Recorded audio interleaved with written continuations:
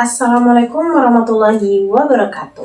Halo teman-teman semua, perkenalkan nama saya Siti Hoiria dengan nomor induk mahasiswa 8576288888. Saya mahasiswi Universitas Terbuka Prodi PGSD dari UPBJJ Purwokerto, Salut, Kebumen.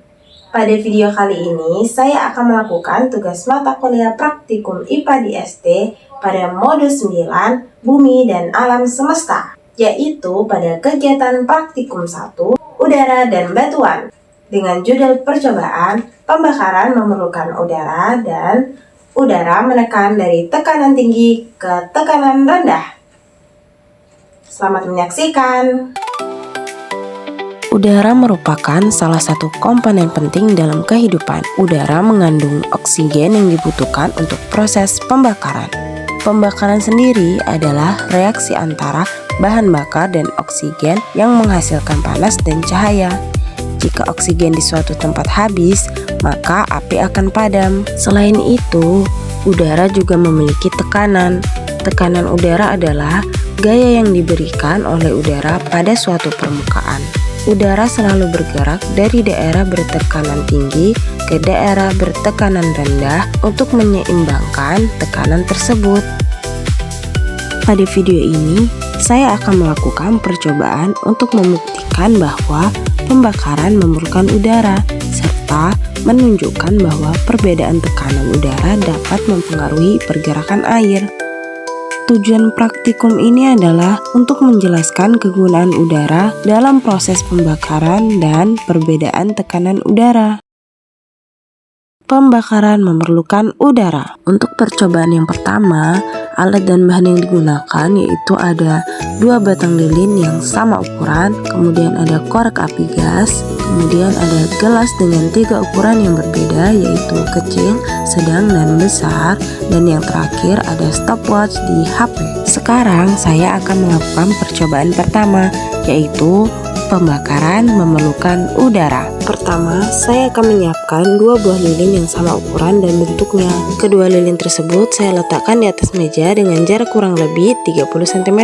Lalu saya akan menyalakan kedua lilin tersebut menggunakan korek api gas. Sekarang saya akan mencoba untuk menutup lilin yang pertama dengan gelas kecil, sedangkan lilin yang kedua saya biarkan terbuka. Dan ternyata lilin yang ditutup gelas nyalanya mulai terlihat melemah, dan kemudian setelah beberapa saat lilin tersebut padam, sementara lilin yang tidak ditutup tetap menyala. Selanjutnya saya akan mengukur waktu padamnya lilin menggunakan stopwatch yang ada di HP, dan ternyata pada gelas kecil selang waktu sampai lilin mati yaitu 2,11 detik.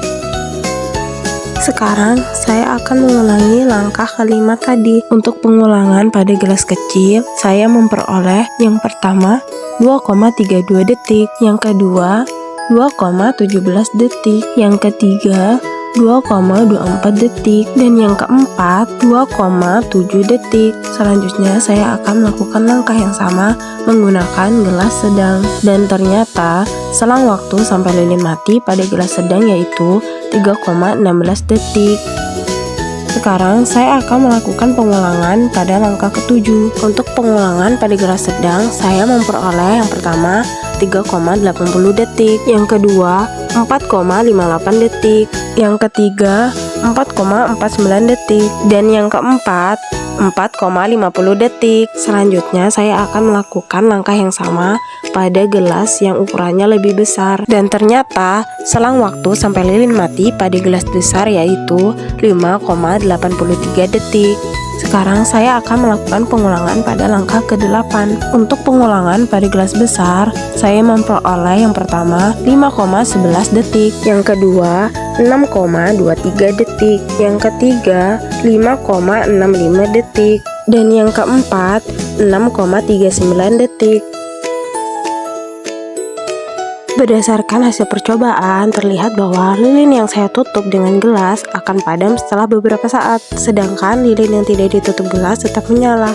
Hal ini terjadi karena di dalam gelas hanya tersedia udara dalam jumlah terbatas, sehingga oksigen yang dibutuhkan untuk pembakaran lama-kelamaan habis dan api tidak bisa bertahan. Selain itu, waktu padamnya lilin pada setiap ukuran gelas berbeda-beda. Lilin pada gelas kecil paling cepat padam, sedangkan pada gelas sedang lebih lama dan pada gelas besar paling lama. Ini menunjukkan bahwa semakin besar ruang udara, semakin banyak oksigen yang tersedia, sehingga lilin dapat menyala lebih lama.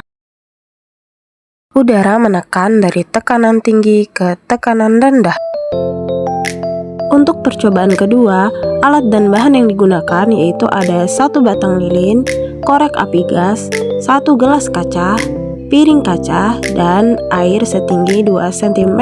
Sekarang saya akan melakukan percobaan kedua tentang tekanan udara. Pertama-tama saya akan menyiapkan korek api gas, lilin, piring, gelas, dan air setinggi 2 cm di atas meja.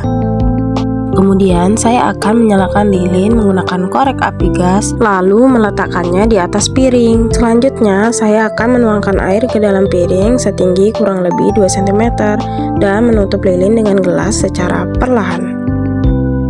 Terakhir, saya akan mengamati perubahan yang terjadi pada nyala lilin dan permukaan air di dalam gelas, serta mencatat hasil pengamatannya. Dan ternyata pada percobaan kedua ini, setelah beberapa saat, api lilin padam dan air dari piring tersebut naik masuk ke dalam gelas. Hal ini terjadi karena oksigen di dalam gelas digunakan oleh api, sehingga tekanan udara di dalam gelas menjadi lebih rendah dibandingkan tekanan udara di luar. Akibatnya, air dari luar terdorong masuk ke dalam gelas. Ini membuktikan bahwa udara bergerak dari daerah bertekanan tinggi ke daerah bertekanan rendah. Dari percobaan yang telah dilakukan, dapat disimpulkan bahwa pembakaran memerlukan udara, khususnya oksigen. Semakin banyak udara yang tersedia, semakin lama lilin dapat menyala. Selain itu, perbedaan tekanan udara dapat menyebabkan pergerakan air yang menunjukkan bahwa udara bergerak dari tekanan tinggi ke tekanan rendah.